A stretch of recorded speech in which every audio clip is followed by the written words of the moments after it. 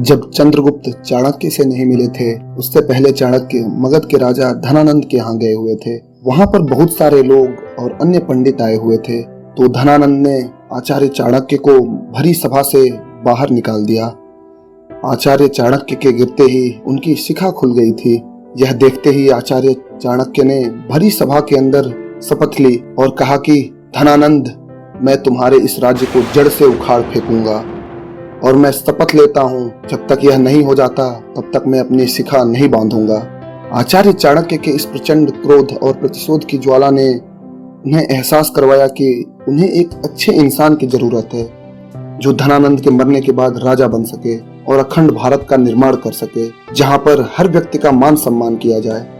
और उनकी यह खोज समाप्त हुई एक बालक के मिलने के बाद, जो बाद में चंद्रगुप्त के नाम से प्रसिद्ध हुआ। नमस्कार, आपका स्वागत है आपके अपने चैनल हिंदुस्तान में। कृपया हमारे चैनल को अवश्य सब्सक्राइब करें। चलिए शुरू करते हैं। चंद्रगुप्त मौर्य का जन्म ईसा मसीह के जन्म से लगभग 340 वर्ष पूर्व हो चुका था। इनके प्रारंभिक जीवन के बारे में बहुत सारी कहानियां हैं। बहुत सारे स्रोतों ने अलग अलग मत दिए हैं। बुद्ध परंपरा के अनुसार चंद्रगुप्त के पिता मौर्य वंश के प्रमुख थे जो एक युद्ध में मारे गए। कुछ मतों के अनुसार चंद्रगुप्त मौर्य की माता मुरा एक शूद्र थी। जो भी हो, परंतु यह पता चलता है कि चंद्रगुप्त किसी बहुत बड़े परिवार से संबंध नहीं रखते थे। जब चंद्रगुप्त एक दिन अपने ग्वाले साथियों के साथ शाही कोर्ट का एक नकली खेल खेल रहे थे, तब चाणक्य ने चंद्रगुप्त को दूसरे बच्चों को आदेश देते हुए देखा और उस समय चाणक्य ने चंद्रगुप्त को अपना शिष्य बना लिया और उसे शास्त्र, धर्म, वेद, सैन्य कलाओं, अर्थ, कानून इत्यादि का ज्ञान दिया। चंद्रगुप्त मौर्य ने चाणक्य की सलाह प्राप्त करने के पश्चात प्राचीन भारत के हिमालय क्षेत्र के शासक राजा पर्वत, जिनको कहीं कहीं राजा पर्वतक भी कहा जाता है, के साथ गठबंधन कर लिया।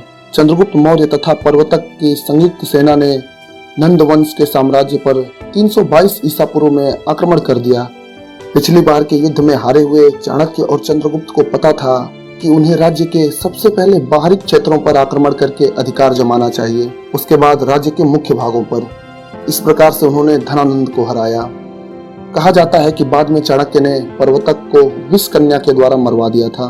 धनानंद से युद्ध करने से पहले धनानंद की पुत्री दुर्धरा ने चंद्रगुप्त को देखा और पहली नजर में ही दुर्धरा को चंद्रगुप्त से प्रेम हो गया। चंद्रगुप्त ने धनानंद से युद्ध जीतने के पश्चात दुर्धरा को अपनी धर्म पत्नी बना लिया। दुर्धरा को एक पुत्र की प्राप्ति हुई जिसका नाम बिंदुसार था। कुछ इतिहासकार यह बताते हैं कि लगभग 2 साल पहले बिंदुसार के जन्म लेने से पहले दुर्धरा को एक और पुत्र की प्राप्ति हुई थी जिसका नाम केशनाग था और इस बच्चे की मृत्यु जन्म के कुछ ही घंटों के बाद हो गई थी। दुर्धरा से उत्पन्न बच्चा बिंदुसार मौर्य साम्राज्य का उत्तराधिकारी बना। जब सेल्यूकस निकेटर ने भारत पर आक्रमण किया था तब चंद्रगुप्त ने उसे हरा दिया और हराने के बाद आचार्य चाणक्य की शर्तों के मुताबिक सेल्यूकस को अपनी पुत्री हेलेना का विवाह चंद्रगुप्त से करना था।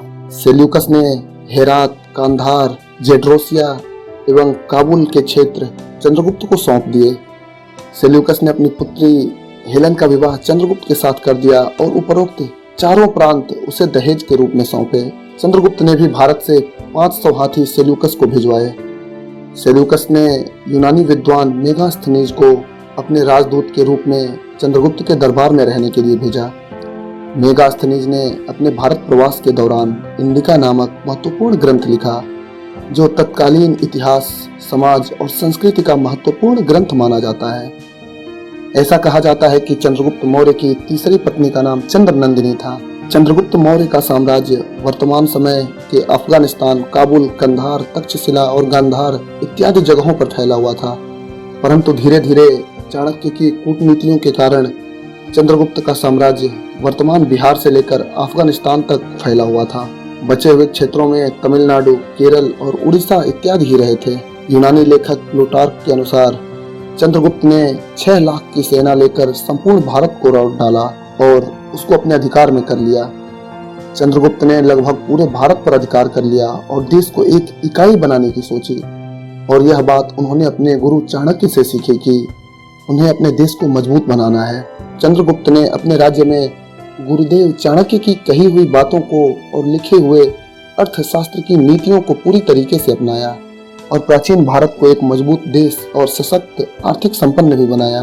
चंद्रगुप्त मौर्य ने अपना राज्य बिंदुसार को सौंपकर कुछ जैन संतों के साथ दक्षिण भारत की ओर चले गए। वहां पर उन्होंने संन्यास धारण कर लिया। चंद्रगिरी की पहाड़ियां जो कि वर्तमान समय में कर्नाटक में है, वहां पर उन्होंने एक मंदिर का निर्माण करवाया।